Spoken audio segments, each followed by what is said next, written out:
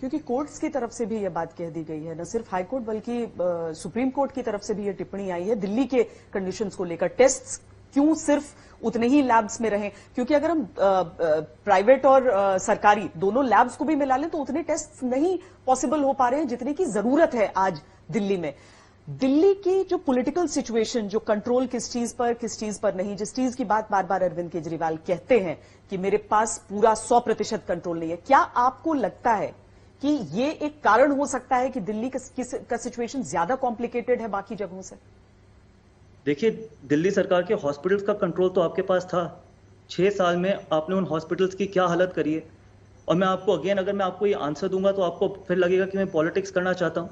6 महीने पहले जब ये वायरस नहीं आया था, मैं लाल बहादुर शास्त्री हॉस्पिटल में गया था अपनी कॉन्स्टिट्यूएंसी में। एक एक बेड पे 3-3 बच्चे लेटे हुए थे और वो दिल्ली सरकार का हॉस्पिटल है। ये आपने 6 साल में इन्वेस्ट किया दिल्ली के हेल्थ इंफ्रास्ट्रक्चर पे। कम से कम वो हॉस्पिटल्स तो आपके अंडर आते हैं। एक बेड पे 3 बच्चे।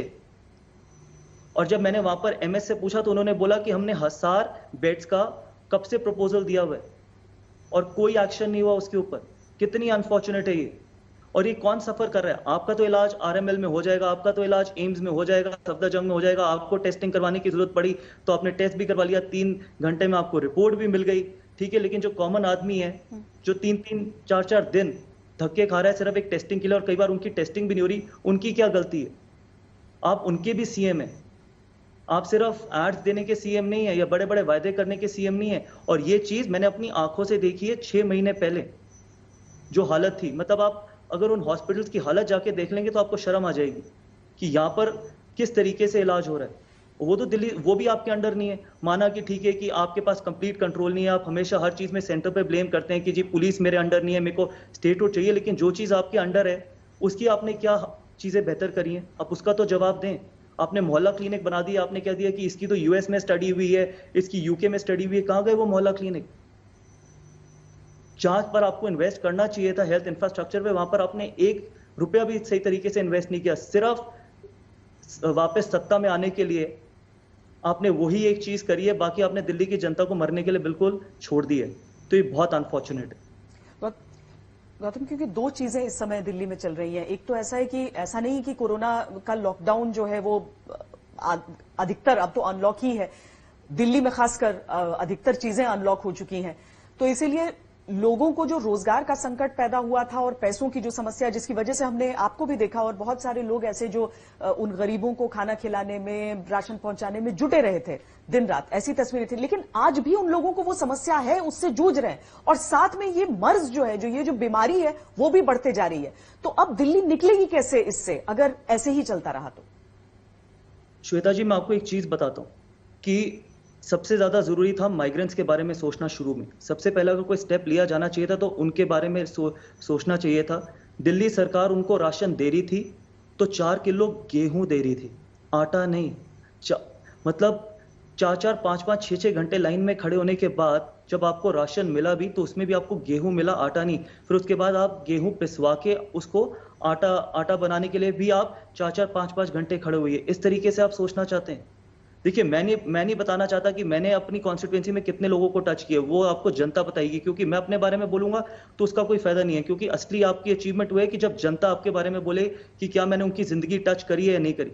लेकिन ये दिल्ली सरकार की कॉन्ट्रीब्यूशन है कि जब आप राशन की बात करो तो आप गेहूं प्रोवाइड करते हैं, और उसके अलावा 6-6 घंटे की जब लाइन में खड़े होते, मेरे घर के सामने स्कूल है जहां पर प्रोवाइड कर रहे थे, 6-6 घंटे लोग सुबह लाइन में खड़े होते थे और उसके बावजूद भी उनको राशन नहीं मिलता था। जब मिलता था तो गेहूं मिलता था, जिसको फिर उनको 6-6 घंटे लाइन में खड़े होकर पिसवाना पड़ता था। आपने ना माइग्रेंट्स के बारे में सोचा, ना आपने डॉक्टर्स के बारे में सोचा, ना आपने नर्सेस के बारे में सोचा। किस चीज के बारे में आपने सोचा? टेस्टिंग की बात करो, आपने प्राइवेट लैब्स को मना कर दिया कि हम टेस्टिंग नहीं होने देंगे। आपने डेथ के नंबर पे फच किए। मतलब आप डेथ नंबर्स पे भी फच कर सकते हैं। एक्सेप्ट करिए ना, जिसके घर का व्यक्ति गया उससे ज्यादा खराब किसी को नहीं लगेगा। कम से कम थोड़े तो इमोशंस दिखाइए। प्रेस कॉन्फ्रेंसेस से कुछ फर्क नहीं पड़ेगा, बड़े बड़े नंबर्स देने से कुछ फर्क नहीं पड़ेगा। एक इंसानियत तो दिखाइए। कॉमन आदमी जो सफर कर रहा है उसके साथ खड़े रहिए। कब खड़े होंगे? आप लोगों ने अपनी तरफ से मदद का हाथ बढ़ाया है, आपने कहा है कि आइए हम कोऑपरेट करें, हम मिलकर एक साथ बढ़े, हम दिल्ली को इस समस्या से उबारें। एक आपको मैं इसका आंसर देता हूं सबसे पहले अगर मैंने डोनेट किया अपने एमपी लाट फंड से, तो वो पीएम केयर में या पीएम रिलीफ फंड में नहीं किया, वो सीएम रिलीफ फंड में किया था 1 करोड़ रुपए, क्योंकि मैं जानता था कि दिल्ली सरकार के हॉस्पिटल्स की हालत बहुत नाजुक है और वहां बहुत चीजें खराब होने वाली हैं। 1 करोड़ रुपए सबसे पहले मैंने वहां पर सीएम साहब को ऑफर करे थे। उसके बाद 5,500 पीपीपी किट मैंने अपनी फाउंडेशन के थ्रू प्रोवाइड करी थी, और जिसमें से 3,500 एलएनजेपी हॉस्पिटल और दिल्ली सरकार के हॉस्पिटल में प्रोवाइड करी है। इसके अलावा मास्क हो गए या फिर फेस शील्ड हो गई, वो भी दिल्ली सरकार के हॉस्पिटल में, और उसकी रिसीविंग्स भी है मेरे पास। अगर आप चाहेंगे तो मैं दिखा दूंगा। जिस तरीके से उन्होंने मदद मुझसे मांगी, मैंने हर तरीके से मदद करी है। संजय सिंह जी ने मुझे बोला क्या हो सकता है तो आप एलएनजेपी हॉस्पिटल में पीपीपी किट्स प्रोवाइड करवा दीजिए। अगले दिन ही हमने करवाई। अगर मैं मेरी फाउंडेशन एज एन इंडिविजुअल वो अगर प्रोवाइड करवा सकती है, तो दिल्ली सरकार पीपीपी किट्स प्रोवाइड नहीं करवा सकती। आप ब्लेम करते हैं डॉक्टर्स को, आप ब्लेम करते हैं नर्सेस को, जो फ्रंट लाइन वॉरियर्स हैं, जिनको ये जंग जीतनी है। आप उनको भी अगर चीजें प्रोवाइड नहीं कराएंगे, और आप प्रोवाइड करा सकते भी नहीं थे, टू बी ऑनेस्ट। देखो, इसमें आप राजनीति ही कर सकते थे, क्योंकि आपके पास फंड्स ही नहीं थे। चीजें तो पैसे से ही होंगी ना। जब पैसा होगा तभी तो आप खरीद के देंगे, पैसा होगा तभी तो आप माइग्रेंट्स को राशन देंगे, पैसा होगा तभी तो पीपीपी किट्स प्रोवाइड करेंगे।